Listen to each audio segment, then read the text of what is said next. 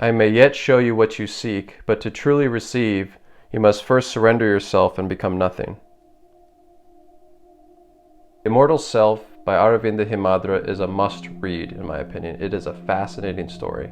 The story tells of when the author, Aaravindha, traveled in 2006 to a secret valley in the Himalayas where these ancient lineage of spiritual masters still live, called the Amartya. And the abilities they have to us in modern society seem impossible. Some of them have lived for 300 years or more, their ability to bilocate and so forth. Aaravindha, the author, was invited there because in past lives he was a master there. The journey to the valley and the experiences he has with the masters once he's there are amazing, and the advice they give to him are very valuable, and I highly recommend this book. This book is right up my alley. It really pushes the limits of what we believe is possible for the human potential. It kind of forces us to open up our minds to higher possibilities for what we are capable of doing. And these first few quotes I'm going to share are pretty long, and they come from the end of the book when he talks to the eldest of the masters there. So these quotes are that master speaking. And these quotes are a response to questions that Aaravindha posed to this master. His main question being, what should I tell the rest of the world? What is your message for humanity? Tell them very little about me, for I am not definable. Say to them that I am not here, but that I am everywhere. Then say it is better in life to be nothing than to strive to be anything. Advise them to abandon their useless pursuits and accept what is given. How can the blind know what they want? Is it not true that the Great Mother in her undying love would give infinitely more to her children than the child could ever imagine through limited pursuits? Receive in gratitude what is given, and the heavens will open. Show them that they should bear no evil thoughts for another. All blame for wrongdoing must fall on the impure mind. Beneath the workings of the unclean intention is the same self that lives in all. Is it possible to condemn the self without condemning the one? To know this simple truth, forgiveness comes easily and compassion may finally dawn in the place of hatred, and then the evil that one might do will be no more. Say to them that to wake from the darkness of ignorance, one must first learn to be still, then wait in silence until the great will rouses the soul to move.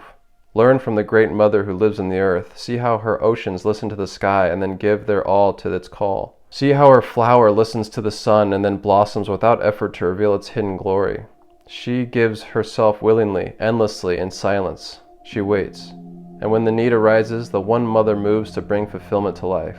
Listen in this way before a word is spoken or an act is set in motion. If there must be a sacrifice, then sacrifice the shadow in the mind that obscures the great will. That is all. The true aim of this path is to open the way for the light and power of truth consciousness so that it might nourish a mastered life.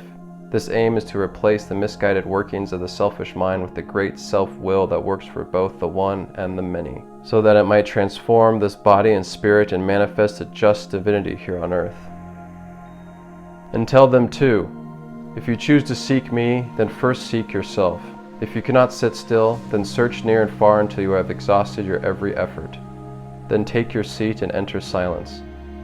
Then abandon your trivial wants and put your ear to the silent sea within. Relinquish all effort for the waiting streams of bliss, for surely they are there, and soon you will see it is my hand in yours that has come to bring you home, and your hand in mine that brings contentment. And here are some more quotes from other encounters he has from other masters. Worship love, not with a selfish want, or with a half-guarded heart, but with your whole being. More virtuous even than the search for enlightenment is a sincere sacrifice to love all that would be said in judgment or bitterness, or might be done in spite or anger.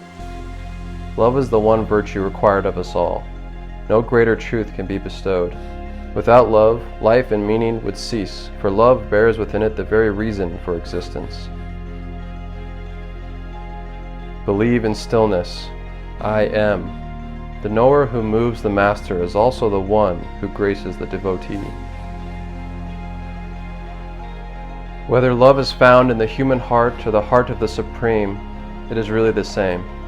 Its only limitation is the resistance used to veil our true nature, the resistance born of our misguided attachments and aversions. The love of the mother for the child is the love of God for the holy son or daughter. Nothing can defeat it, not even death. And if death does come, it is of no lasting consequence. In the end, death must yield to life. Death is only the blink of an eye. The eye must open again. Death is the mask of ignorance, but that darkness cannot withstand the true light of our existence. This book and the author's encounters with masters reminds me of Life and Teachings of the Masters of the Far East, another great must-read with a lot of wisdom shared by masters.